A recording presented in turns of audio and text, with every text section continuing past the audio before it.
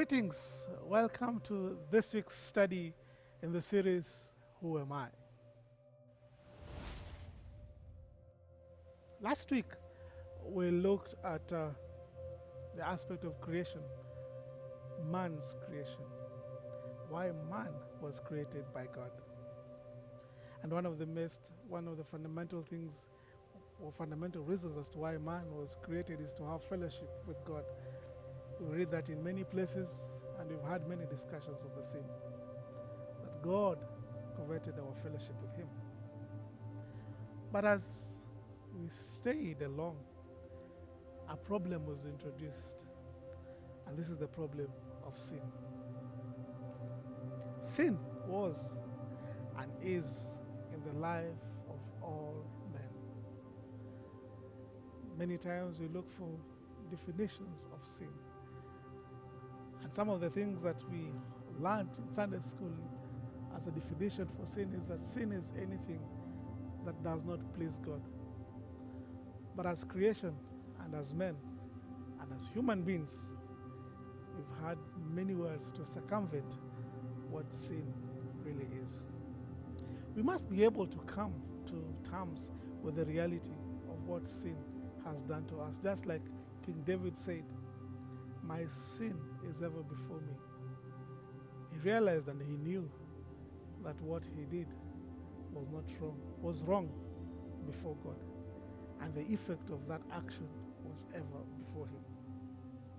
From Christianity Today, 1956, 1957, Volume 1, we'll be looking at some of the definitions that mankind has given to sin. Though many relish sin with impotence, hardness of heart, still sin is the nightmare of human race. Some teach that sin is goodness in the making, and that modern prodigal sons are only expressing themselves into a higher experience. Still, the wages of sin is death. So it doesn't matter how we want to look at it. Sin has a wage, and that wage is death. Some say sin is egotistic abnormality. Still, sin is madness in the brain, poison, blindness of eyes, deafness of ears, prostitution of tongues, palsy of feet, withering of hands, the black darkness that invests man's whole being. These are just many words the theologians have come with to try to explain what sin and its effects really are in the life of man. Now, whether we say sin is transgression, overstepping the divine boundary between good and evil, or if we say sin is iniquity, that means an act inherently wrong, whether expressly forbidden or not, or whether we call sin an error, that is the departure from the right, missing the mark, failure to meet the divine standard, or we call sin a trespass, meaning the intrusion of self-will into the sphere of the divine authority, or lawlessness, which is spiritual anarchy, unbelief, insult to divine veracity.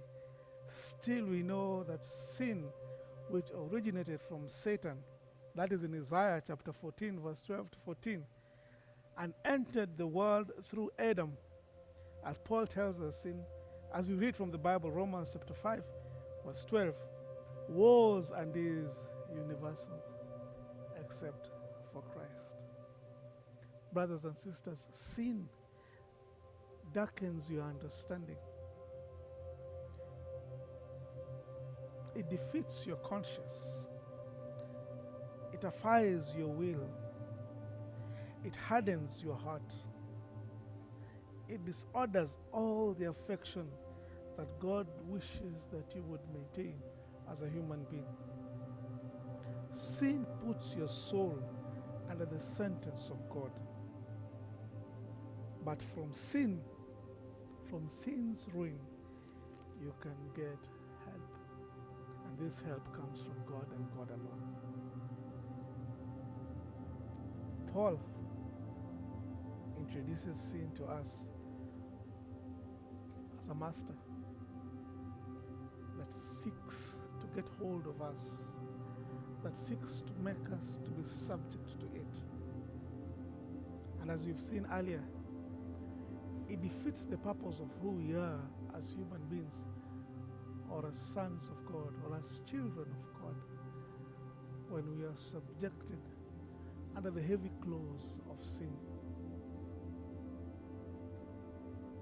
Listen, Jews and Gentiles all are under sin. That is in Romans chapter 3 verse 9. All have sinned, Romans 3:23. And the word all here means all. It includes you. It includes me. We have sinned. By one man sin entered into the world, and death by sin. Romans chapter 5 verse 12. But this is what Paul tells us. Let not sin reign in your mortal body. Now I get to realize that I'm actually having an opportunity to defeat sin.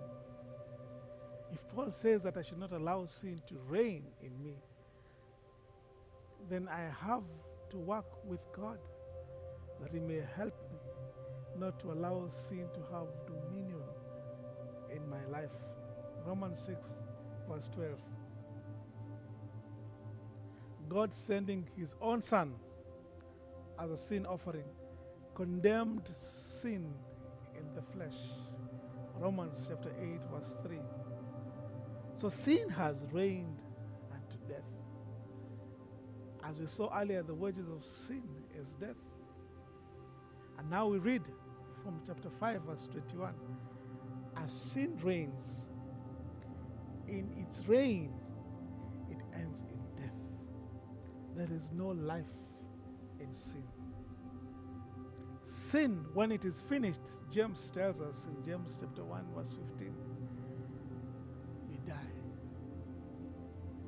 Brothers and sisters, Christ came to give us life, John 10:10, and life everlasting.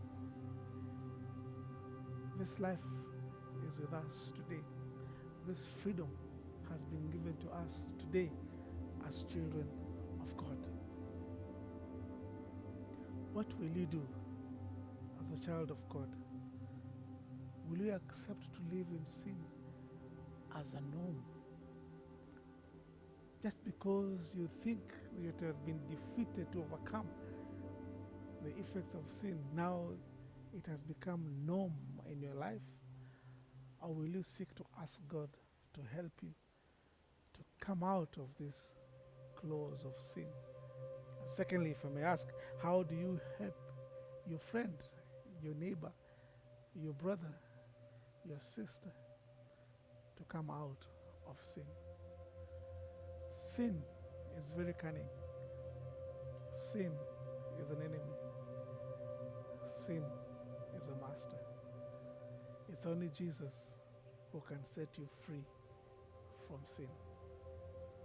May God bless you, even as you strive to live a sinless life. Father, in the name of Jesus, I thank you for your children as they consider these questions. Lord, I pray that your Spirit will open their eyes and their hearts, that they'll come to know you as our God and you as the one who sets us free from the dominion of sin in our lives. In Jesus' name we pray. Amen. Have a blessed week.